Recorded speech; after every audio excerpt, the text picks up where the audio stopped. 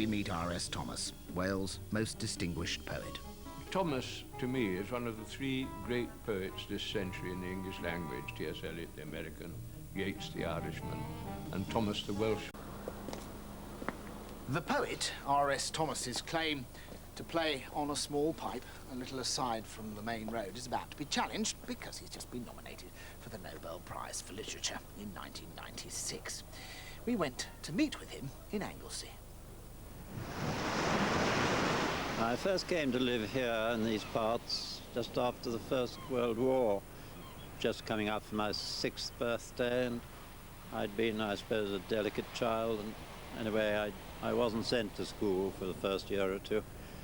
I was able to roam, discover the delights of fishing in pools and bathing and things like that.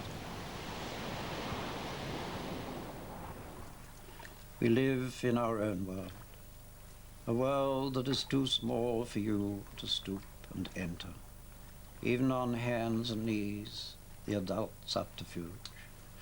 And though you probe and pry with analytic eye, and eavesdrop all our talk with an amused look, you cannot find the center, where we dance, where we play, where life is still asleep under the closed flower, under the smooth shell of eggs in the cup nest that mock the faded blue of your remoter heaven.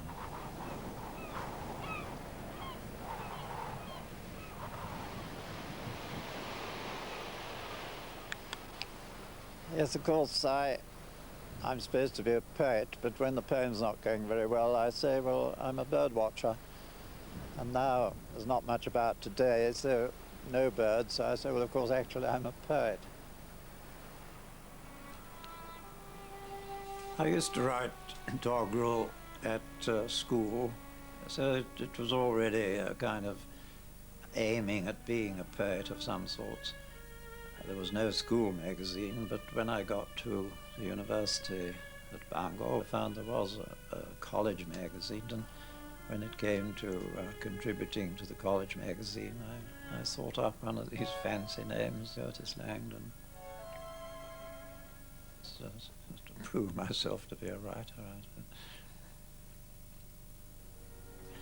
I then got a curacy, pursued my open-air life of going for long walks. After that, I became rector of a parish in Montgomeryshire. Eventually got a parish in the hills where I came up against life in the raw, the hard work of hill farmers. But all the time I was being sort of drawn back towards the sea.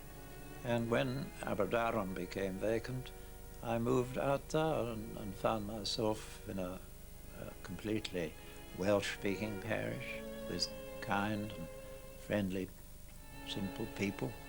I was thoroughly at home there.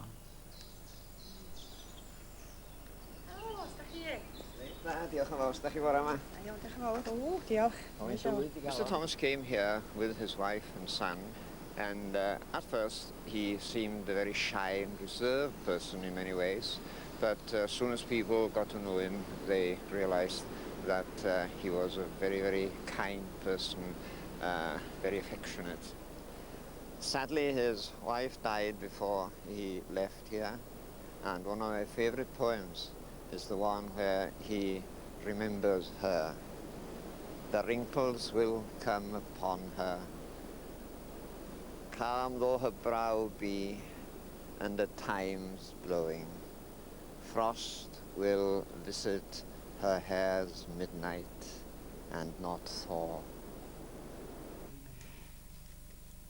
If I'm going to be remembered at all, I suppose it'll be on the strength of a few poems that I've written.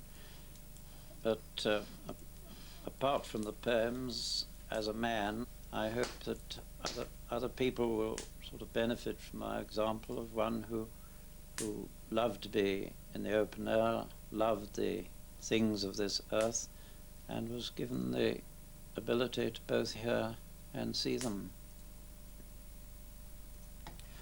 There are nights that are so still, that I can hear the small owl calling far off, and a fox barking miles away.